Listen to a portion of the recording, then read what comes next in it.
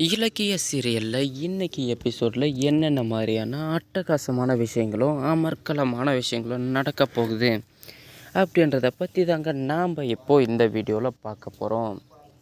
இப்போ தான் நீங்கள் ஃபஸ்ட் டைம் நம்ம சேனலை பார்க்க வரீங்க அப்படின்னா மறக்காமல் லைக் பண்ணுங்கள், ஷேர் பண்ணுங்கள், சப்ஸ்கிரைப் பண்ணிவிட்டு பாருங்கள். வாங்க இப்போது வீடியோக்குள்ளே போகலாம். இலக்கியா பார்த்திங்க அப்படின்னா தன்னுடைய நான் குற்றமே செய்யலை அப்படின்னு சொல்லிவிட்டு அந்த ரெஸ்டாரண்ட் ஓனர்கிட்ட எவ்வளவோ சொல்லி பார்க்குறாங்க, கெஞ்சி கூத்தாடி பார்க்குறாங்க.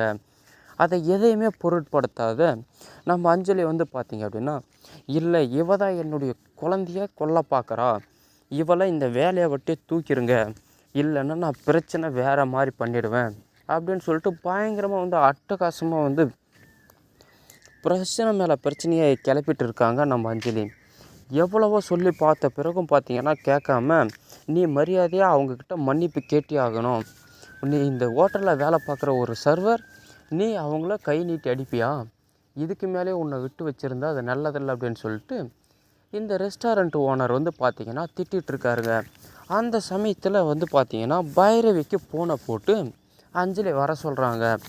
பைரவியும் வந்த வேகத்தில் பார்த்திங்க அப்படின்னா அஞ்சலிக்கே சப்போர்ட் பண்ணுற மாதிரி பேசுகிறாங்க.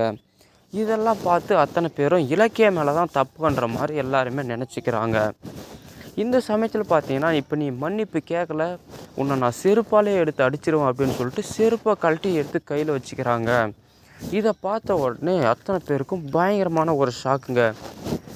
என்ன தான் பண்ணியிருந்தாலுமே இந்த மாதிரி செருப்பால் அடிக்கிறது தப்புங்க. முதல்ல செருப்பு கீழே போடுங்க. இது ஒரு கௌரவமான ரெஸ்டாரண்ட். இந்த இடத்துல இந்த மாதிரியெல்லாம் பிரச்சனை பண்ணாதீங்க. எதுவாக இருந்தாலும் வெளியே போயிட்டு பார்த்துக்கோங்க அப்படின்னு சொல்கிறாங்க. இல்லை, இப்போ அஞ்சலிக்கிட்ட இலக்கிய மன்னிப்பு கேட்டே ஆகணும், இல்லைன்னா இங்கே நடக்கிற விஷயமே வேறு மாதிரி ஆயிடுவோம். எங்களுடைய அந்தஸ்து என்ன, இவளுடைய அந்தஸ்து என்ன?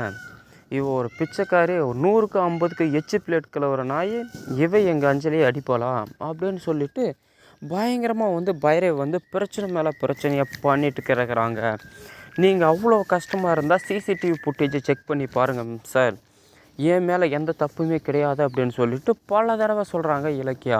சரி ஓகே, அதவும் செக் பண்ணி பார்த்துருவோம் அப்படின்னு சொன்ன உடனே அஞ்சலி முகத்தை பார்க்கவே முடியலைங்க. அப்படியே முகம் தொங்கி போயிடுச்சுன்னாங்க சொல்லணும். சரி ஓகே அப்படின்னு சொல்லிட்டு சிசிடிவி ஃபுட்டேஜை எடுத்துகிட்டு செக் பண்ணி பார்க்குறாங்க. பார்க்கும் பொழுது தாங்க தெரிய வருது, அஞ்சலி மேலே தான் மொத்த தப்புமே இருக்குது அப்படின்ட்டு.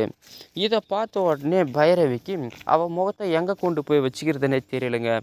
அஞ்சலியை திட்டுன்னு திட்ட ஆரம்பிச்சிட்டாங்க. உன்னை நம்பி வந்ததுக்கு நீ என்ன நல்லாவே செஞ்சிட்டடி அப்படின்னு சொல்லிட்டு பைரவி கிளம்பி போயிடுறான்.